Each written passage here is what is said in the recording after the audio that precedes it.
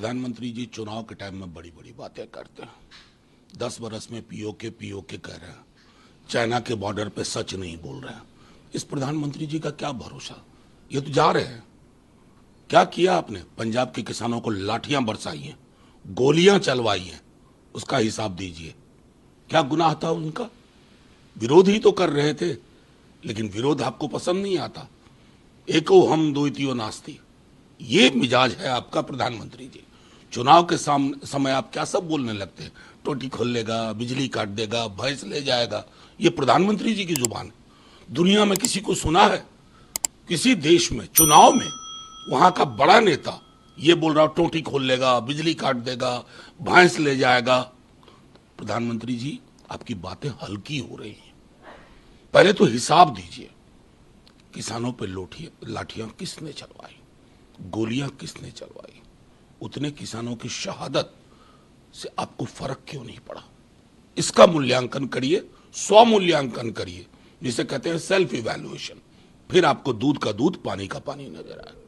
राहुल गांधी ने कहा कि प्रधानमंत्री खुद को अब परमात्मा मानने लगे हैं, तो उन्होंने कहा हे भगवान आपने कैसा इंसान भेजा, ये सिर्फ 22 लोगों के लिए जीता। नहीं, देखिए उन्होंने जो उसको उससे इतर में एक बात आपको कहता हूं, अगर आप ये बात कहते हैं कि परमात्मा ने आपको भेजा है तो आपको डॉक्टर के पास ले जाया था।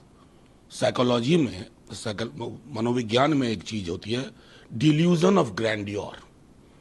ये डिल्यूजन ऑफ ग्रैंडियोर फिनोमेना है। प्रधानमंत्री जी के अंदर ये घर क्यों कर गया है, ये चिंता का विषय होना चाहिए। अरविंद केजरीवाल ने कहा है कि अब मेरे माता पिता से दूर रहिए, मेरी लड़ाई आपसे है। लगातार अरविंद केजरीवाल नहीं, माता पिता ये हर जगह ये हो रहा है।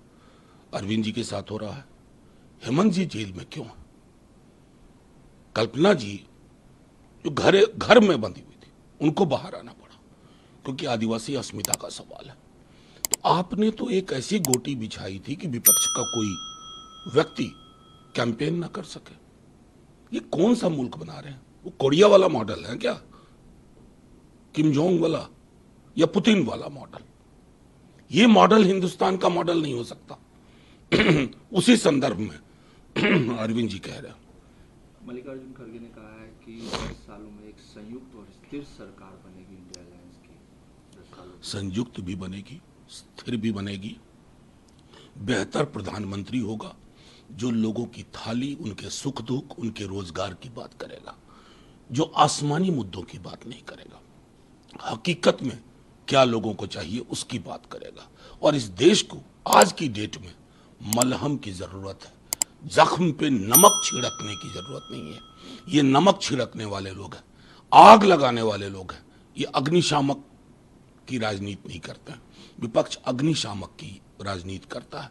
ये बड़ा फर्क है। हम नौकरी की बात करते हैं, वो टोटी ले जाएगा, बिजली काट देगा, भैंस खोल ले जाएगा। बताइए, कहीं तुलना है? हम क्या कह रहे हैं, वो क्या कह रहे हैं? ताज्जुब होता है।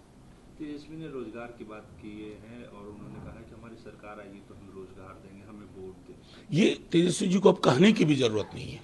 मैं बता रहा हूं, मैं जहां जहां जा रहा हूं ये किताब चल रही है, 24 के 24 वचन। ये क्यों हुआ? 17 वर्षों में तो नहीं हुआ था। जिन 17 महीनों में हमारे माननीय मुख्यमंत्री जी स्वविवेक से निर्णय लेते थे, वो हमारे पास आए थे कि हमारी पार्टी को बीजेपी वाला सब तोड़ रहा है। इनकी एकमात्र शर्त, give me free hand in नौकरी, और वो मिला। और आज आप किसी भी गांव में जाइए, लोग नौकरी मतलब तेजस्वी बोल रहे हैं। कितनों प्रोपेगेंडा कर ले बीजेपी वाले, जेडीयू वाले, कुछ हो नहीं रहा है। सरकार तो वही चाहिए ना। मंदिर में भी जो जाता है, मस्जिद में जाता है, गिरजा में जाता है, गुरुद्वारा में जाता है, अपने पेट के साथ जाता है। जब पूजा अर्चना इबादत के बाद लौटता है तो उसके पेट को खाना चाहिए। उसको सिलेंडर 500 रुपए का चाहिए। उनकी बहनों को 1 लाख रुपए प्रति वर्ष मिलना चाहिए। उनके परिवार में नौकरी मिलनी चाहिए। ये मुद्दा है और ये मुद्दा घर घर पहुंच गया। आज अमित शाह कल फिर प्रधानमंत्री का दौरा बिहार में। देखिए, दौरे हो रहे हैं। वो सिर्फ दौरे नहीं हो रहे हैं, बहुत सारी खबरें आ रही हैं हम लोगों को कि प्रशासन को मैनिपुलेट करने को कह रहे हैं, दबाव डाल रहे हैं, खास करके उन सीटों पर जहां छोटे मार्जिन में चीजें होने वाली है। तो हम तो आज प्रेस कॉन्फ्रेंस के माध्यम से भी कहेंगे और अभी भी कह रहे हैं कि तमाम अपने अधिकारियों से कहते हैं, संविधान से चलिए, विवेकपूर्ण निर्णय लीजिए, किसी के दबाव में नहीं, क्योंकि दबाव डालने वाले जाने वाले हैं। उसके बाद आपको रहना है, संविधान के साए में रहना है, रूल ऑफ लॉ के साए में रहना है। सो सचेत रहिए।